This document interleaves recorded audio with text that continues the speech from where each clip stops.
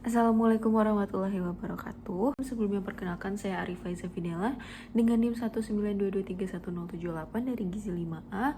Izin mempresentasikan terkait penyajian data frekuensi konsumsi makanan kelompok dengan metode Food Frequency Questionnaire atau FFQ. Di sini saya sedikit menjelaskan terkait apa itu FFQ atau Food Frequency Questionnaire. Istilahnya ini adalah salah satu metode untuk menilai frekuensi makanan atau minuman yang dikonsumsi dalam periode tertentu. Jadi wawancara ini singkatnya akan mewawancarai responden terkait frekuensi pangan yang dikonsumsi dalam rentang waktu tertentu. Frekuensi ini terbagi menjadi beberapa kelompok lagi, di mana akan saya lanjutkan bahwa ini contohnya untuk FFQ yang individu, di mana untuk frekuensi makanan ini terbagi menjadi 6 kelompok, yaitu tidak pernah, 1-2 kali per bulan, 1-2 kali per minggu, 3-6 kali per minggu, 1 kali per hari, dan lebih dari 1 kali per hari. Jadi ini adalah formulir yang digunakan untuk wawancara. Untuk kelompoknya sendiri itu terbagi menjadi kelompok susu dan produk susu bubuk, kembang gula, permen, dan coklat, serealia dan produk serealia, produk bakery, produk daging dan daging unggas, produk ikan, saus, dressing, dan perasa bubuk, produk pangan untuk keperluan gizi khusus, minuman bubuk dan konsentrat, minuman, makanan ringan siap santap, dan makanan cepat saji. Dimana untuk per kelompok frekuensi itu memiliki nilai masing-masing, yaitu memiliki kelipatan 5 dari 0 hingga 25.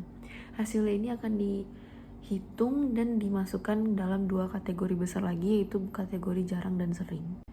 Nah, ini untuk pie chart individu dari responden JC, di mana didapatkan bahwa pola konsumsi responden JC itu lebih banyak pada kelompok jarang dibandingkan kelompok sering. Nah, ini untuk FFQ kelompok, di mana metodenya itu kurang lebih sama seperti yang digunakan untuk mewawancarai responden secara individu, namun di sini untuk direkap. Kenapa? Karena untuk penggunaan FFQ ini juga cocok digunakan dalam skala besar karena dapat menghitung atau menilai pola konsumsi suatu kelompok. Di sini sudah tercantum 17 responden atau satu kelompok, di mana itu juga telah dilakukan wawancara yang serupa, didapatkan data dan hasil yang sudah dianalisis dan dihitung menggunakan skor per masing-masing kelompok frekuensi, lalu juga didapatkan total dan persentasenya, di mana di sebelah kanan ini ada diagram pie chart yang menunjukkan bahwa rupanya kelompok pangan yang paling banyak, yang paling besar dikonsumsi oleh kelompok ini adalah pada saus, dressing, dan perasa bubuk, yaitu sebesar 17,8%, sedangkan paling kecil itu ada pada 0%, yaitu untuk produk pangan untuk keperluan gizi khusus. Nah, ini selanjutnya ada data lagi FFQ kelompok yang dilihat melalui skor konsumsi makanan, di mana ini adalah total frekuensi per kelompok per respondennya itu. Di sini didapatkan rata-rata sebesar 303, yang apabila dianalisis kembali maka terdapat 7 kelompok makanan atau 7 kelompok pangan yang kurang dari rata-rata itu, sedangkan sisanya itu lebih besar dari nilai rata-rata, yang artinya itu lebih sering dikonsumsi oleh kelompok. Nah, ini untuk diagramnya.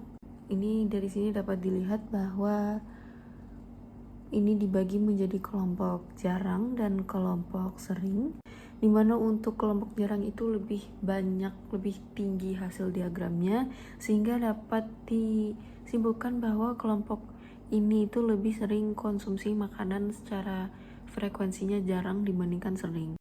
Nah, jadi dapat disimpulkan hasil FFQ responden JC dan kelompok itu bahwa pola makan keduanya ini sama, yaitu sama-sama menyukai pola makan yang praktis atau instan. Dan ini untuk kategori dengan skor tertinggi ada saus, dressing, dan perasa bubuk, produk bakery, serealia, dan produk serealia. Sekian untuk presentasi terkait praktikum survei konsumsi pangan menggunakan FFQ.